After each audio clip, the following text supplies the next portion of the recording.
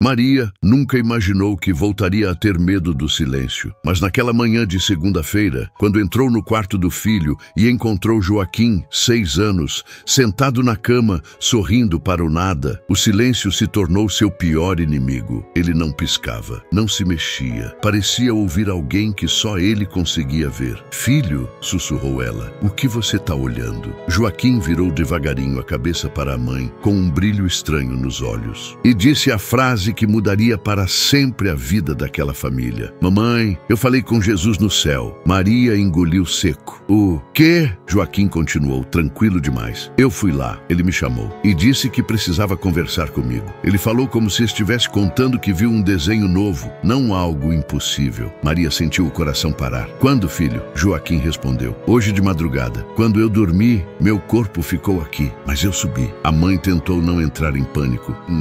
Subiu para onde, meu amor?" O menino sorriu com inocência pura. "Pro céu, mamãe." Ele me levou pela mão. Maria recuou um passo. Tinha algo muito errado ali, porque Joaquim, desde bebê, nunca mentia. Capítulo 2. O dia em que o menino morreu por 3 minutos. O que Maria não sabia, mas que descobriria horas depois, é que naquela madrugada de domingo para segunda, às 03h07, Joaquim havia sofrido uma parada respiratória temporária enquanto dormia. 3 minutos sem respirar. 3 minutos em que o oxímetro do hospital, conectado porque o menino tinha histórico de bronquite forte, registrou um pico 0. 3 minutos em que os médicos correram desesperadamente para salvar sua vida. 3 minutos de silêncio. 3 minutos de ausência. Quando voltou, Joaquim abriu os olhos sorrindo sem medo algum. O médico perguntou: "Você lembra de alguma coisa?" O menino respondeu: "Eu estava com ele." Mas ninguém entendeu. Ninguém levou a sério. Ninguém imaginou o que estava por vir. Capítulo 3. O desenho que assustou uma enfermeira. Naquela manhã, ainda no hospital, Joaquim pediu papel e lápis de cor. Maria achou que ele queria desenhar carrinhos, como sempre fazia. Mas o menino traçou linhas rápidas, redondas, como se estivesse copiando algo que ainda via. Quando terminou, ergueu o papel. Maria levou a mão à boca. A enfermeira que entrou no quarto deixou a bandeja cair. No desenho havia um homem de túnica branca, pés descalços, uma cicatriz marcada no dorso das mãos, luz saindo do rosto e, atrás dele,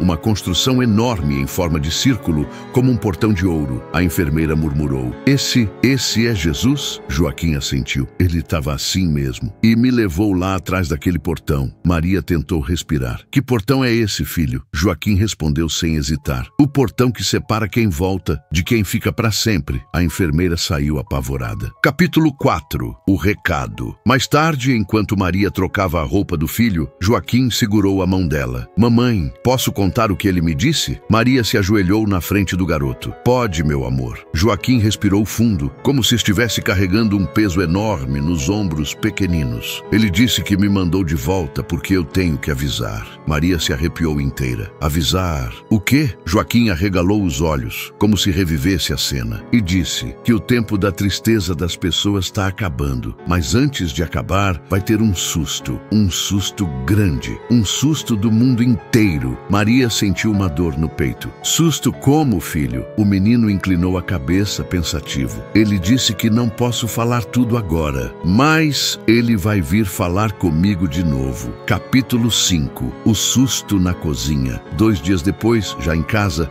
Joaquim estava na cozinha tomando achocolatado. De repente, a TV ligada no jornal interrompeu a programação e apareceu a notícia: um fenômeno luminoso no céu foi registrado em mais de 10 países. Maria olhou para a tela, o céu brilhando como se fosse dia, luzes azuis e douradas dançando na atmosfera. Joaquim colocou o copo sobre a mesa. "É ele está chegando mais perto." Maria segurou o menino pelos ombros. "Joaquim, como você sabe disso?" Ele sorriu com calma assustadora. "Eu lembro do toque da mão dele. Quando ele segura, a gente não esquece nunca mais." Capítulo 6. A reunião na escola. Na escola, a professora chamou Maria. "Seu filho está dizendo às outras crianças que falou com Jesus no céu." Maria ficou sem reação. A professora continuou: "O problema é que ele está dizendo coisas muito específicas, coisas que um adulto não falaria assim." Maria tentou se defender. "Ele está só, contando um sonho."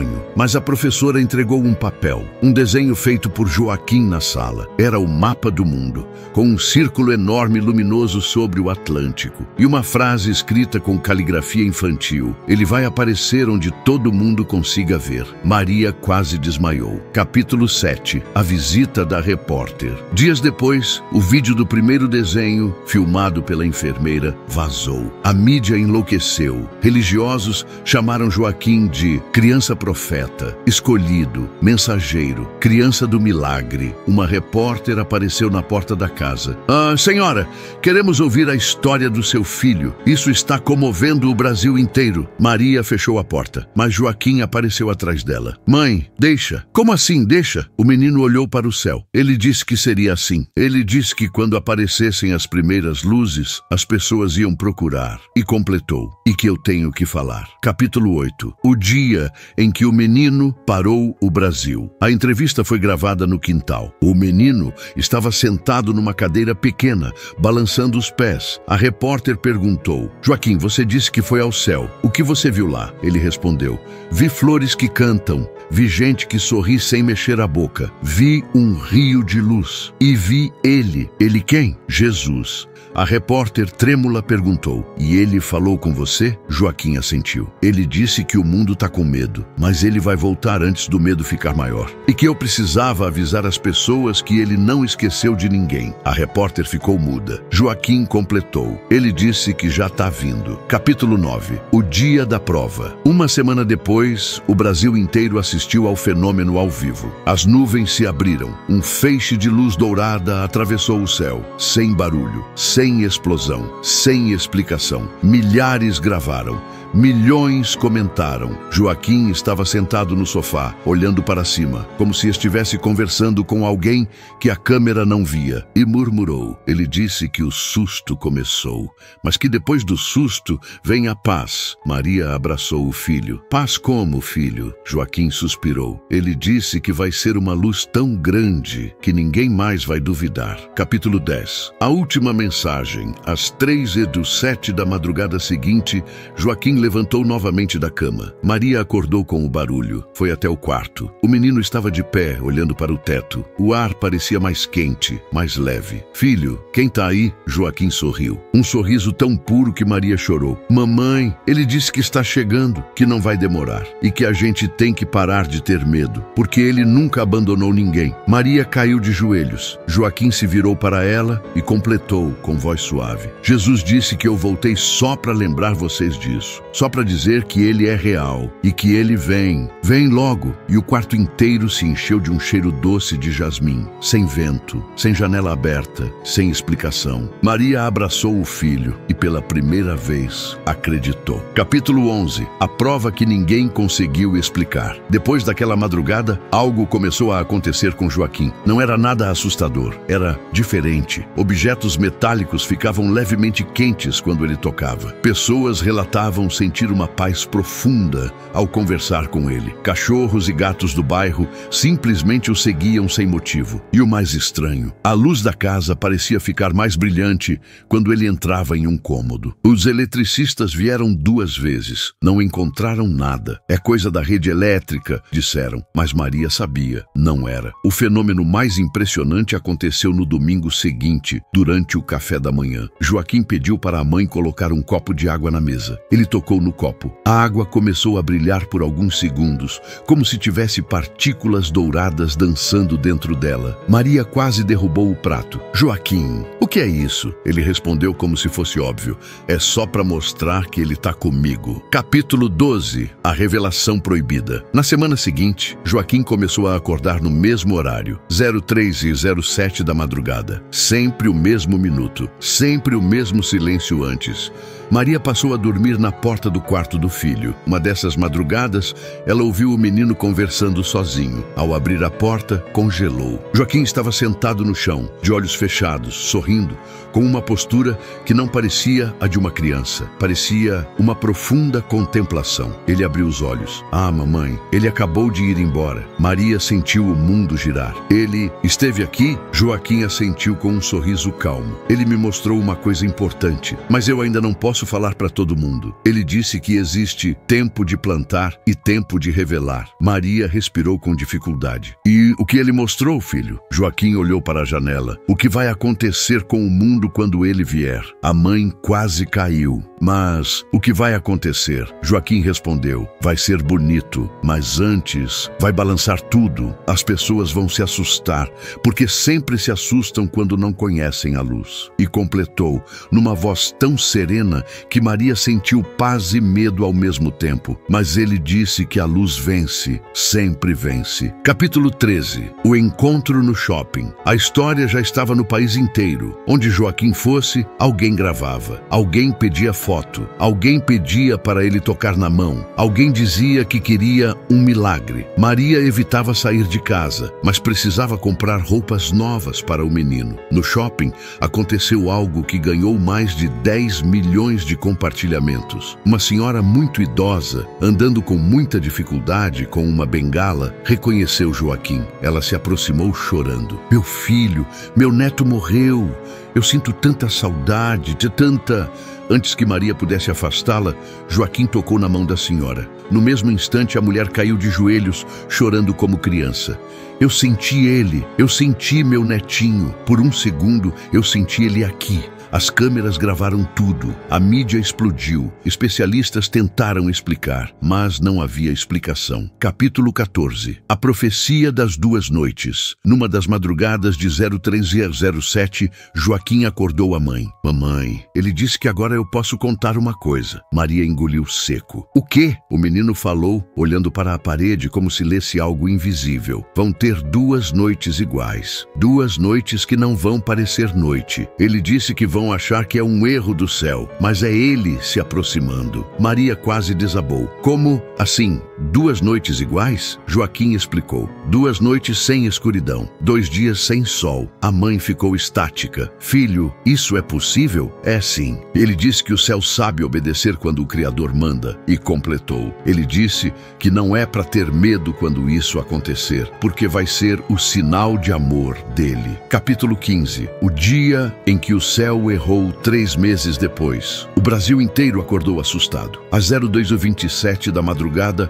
a escuridão simplesmente sumiu. O céu ficou claro como se fosse amanhecer. Não era clarão de relâmpago, não era luz artificial, não era incêndio, era uma luminosidade dourada, suave, cobrindo o país inteiro. A primeira noite clara, cientistas entraram ao vivo, dizendo que podia ser um fenômeno atmosférico raro, mas ninguém acreditou muito, e no dia seguinte aconteceu de novo. À mesma hora, com a mesma luz, com a mesma suavidade, a segunda noite clara. O Brasil entrou em pânico, igrejas lotaram, jornais anunciaram fenômeno global. Governos convocaram conferências. Enquanto isso, Joaquim apenas olhava pela janela sorrindo. É ele, mamãe, igual ele disse. Maria caiu no chão em lágrimas. Era real. Tinha se cumprido, do jeitinho que o menino tinha dito. Capítulo 16. O último aviso na terceira madrugada de luz. Joaquim levantou da cama sozinho. Maria acordou desesperada. O quarto dele estava diferente. O ar parecia vibrar. O cheiro de jasmim era tão forte que dava tontura. No centro do quarto, Joaquim estava ajoelhado, sorrindo, chorando, brilhando. Sim, brilhando.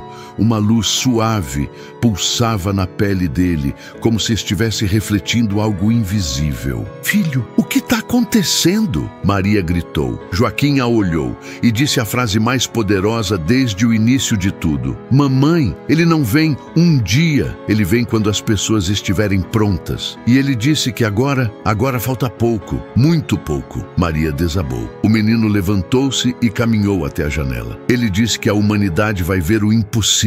Vai ver o céu se abrir. Vai ver o amor descendo como luz viva. Maria soluçava. Filho, o que vai acontecer com você? Joaquim sorriu triste.